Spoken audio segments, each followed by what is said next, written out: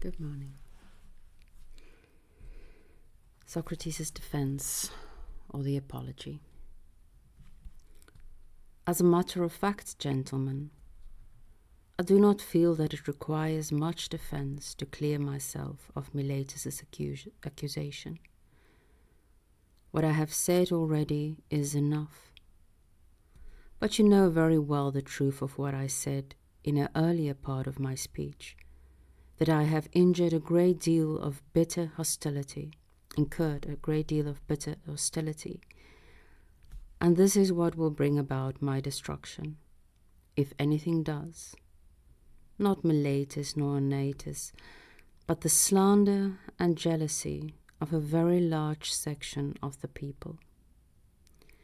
They have been fatal to a great many other innocent men, and I suppose will continue to be so. There is no likelihood that they will stop at me.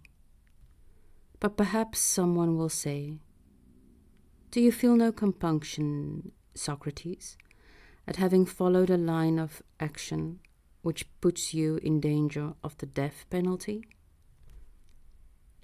I might fairly reply to him, "You are mistaken, my friend, if you think that a man who is worth anything ought to spend his time weighing up the prospects of life and death. He has only one thing to consider in performing any action, that is, whether he is acting rightly or wrongly, like a good man or a bad one. You are mistaken, my friend, if you think that a man who is worth anything ought to spend his time weighing up the prospects of life and death. He has only one thing to consider in performing any action, that is, whether he is acting rightly or wrongly, like a good man or a bad one. On your view, the heroes who died at Troy would be poor creatures, especially the son of Theseus.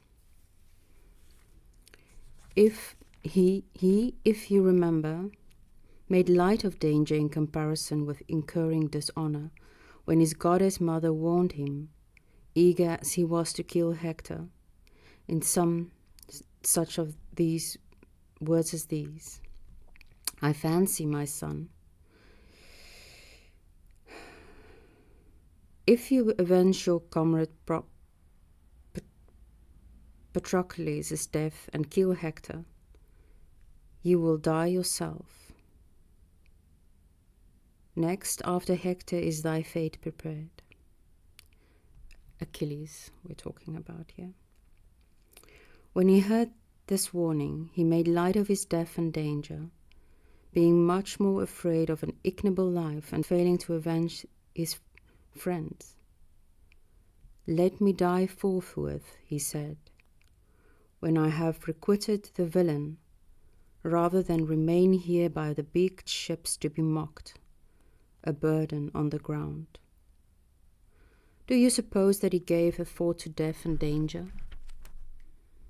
The truth of the matter is this, gentlemen: where a man has once taken up his stand, either because it seems best to him or in obedience to his orders, there I believe he is bound to remain and face the danger, taking no account of death or anything else before dishonor. The power of the thumos. This being so, it would be shocking inconsistency on my part. I forgot to start wronging the time again.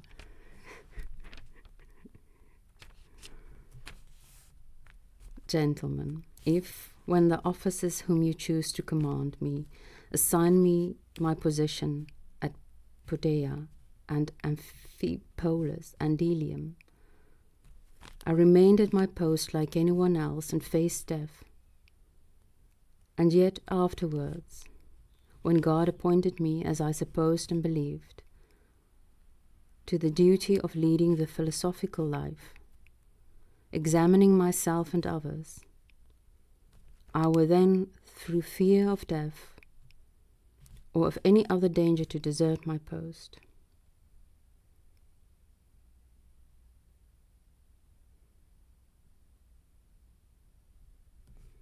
That would indeed be shocking, and then I might really with justice be summoned into court for not believing in the gods, and disobeying the oracle, and being afraid of death, and thinking that I am wise when I am not. For let me tell you, gentlemen, that to be afraid of death is only another form of thinking that one is wise, when one is not. It is to think that one knows what one does not know. No one knows with regard to death whether it is not really the greatest blessing that can happen to a man. But people dread it as though they were certain that it is the greatest evil.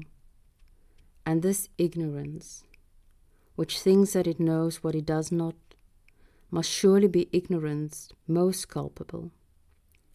This, I take it, gentlemen, is the degree, and this is the nature of my advantage over the rest of mankind.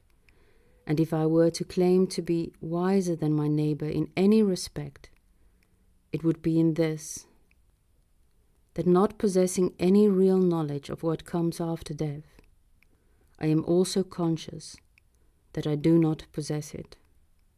But I do know that to do wrong and to disobey my superior, whether God or man, is wicked and dishonorable, and so I shall never feel more fear or aversion than something which, for all I know, may really be a blessing, than for those evil which I know to be evils. Suppose, then, that you acquit me, and pay no attention to any Anytus, who has said that either I should not have appeared before this court at all, or, since I have appeared here, I must be put to death, because if I once escaped, your sons would all immediately become utterly demoralized by putting the teaching of Socrates into practice. Suppose that, in view of this, you said to me, Socrates, on this occasion we shall disregard Anytus and acquit you, but only on one condition, that you give up spending your time on this quest and stop philosophizing.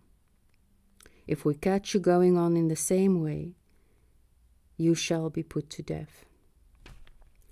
Well, supposing, as I said, that you should offer to acquit me on these terms, I should reply, Gentlemen, I am your very grateful and devoted servant, but I owe a greater obedience to God than to you. And so long as I draw breath and have my faculties, I shall never stop practicing philosophy and exhorting you and elucidating the truth for everyone that I meet. I shall go on saying in my usual way, My very good friend, you are an Athenian and belong to a city which is the greatest and most famous in the world for its wisdom and strength.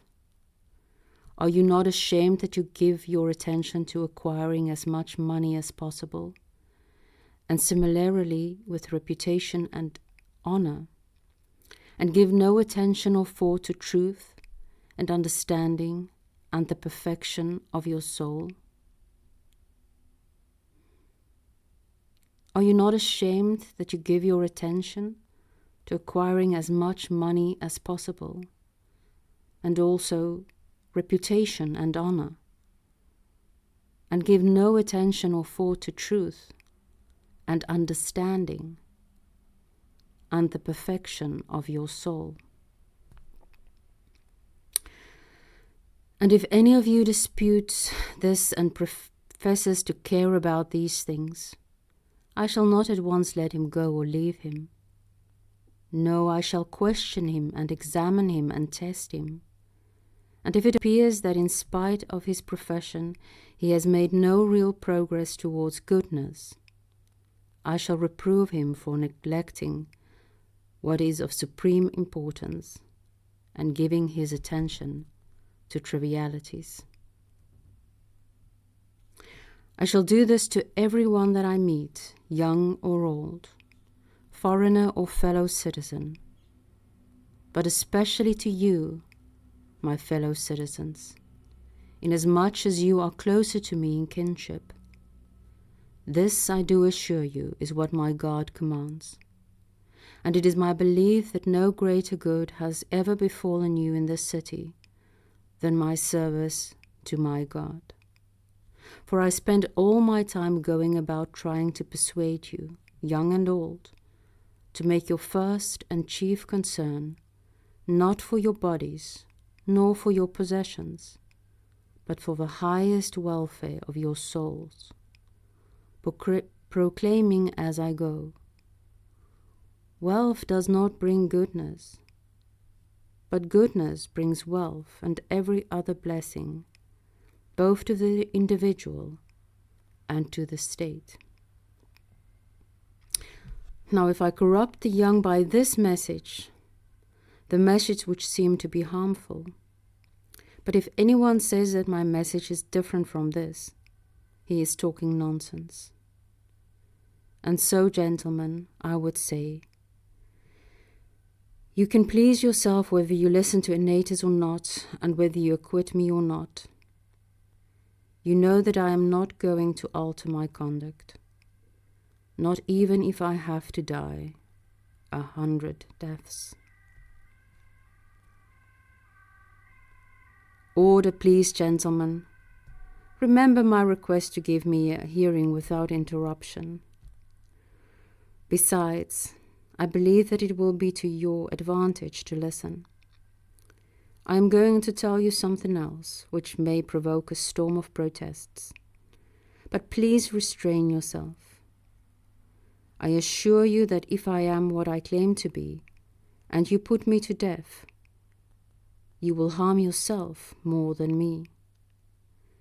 Neither Meletus nor Annatus can do me any harm at all. They would not have the power, because I do not believe that the law of God permits a better man to be harmed by a worse. No doubt my accusers might put me to death or have me banished or deprived of civic rights. But even if he thinks, as he probably does, and others too, I dare say, that these are great calamities, I do not think so. I believe that it is far worse to do what he is doing now, trying to put an innocent man to death. For this reason, gentlemen, so far from pleading on my own behalf, as might be supposed, I am really pleading on yours, to save you from misusing the gift of God by condemning me. If you put me to death, you will not easily find anyone to take my place. It is literally true, even if it sounds rather comical, that God has specially appointed me to this city, as though it were a large, thoroughbred horse, which, because of its great size, is inclined to be lazy and needs the stimulation of some stinging fly. It seems to me that God has attached me to the city to perform the office of such a fly, and all day long I never cease to settle here, there, and everywhere, rousing, persuading, reproving every one of you. You will not easily find another like me, gentlemen, and if you take my advice, you will spare my life. I suspect, however, that before long you will awake from your drowsing, and in your annoyance you will take Annatus's advice and finish me off with a single slap. And then you will go on sleeping till the end of your days, unless God in his care for you sends someone to take my place. Let's stop there for the day. Have a beautiful day.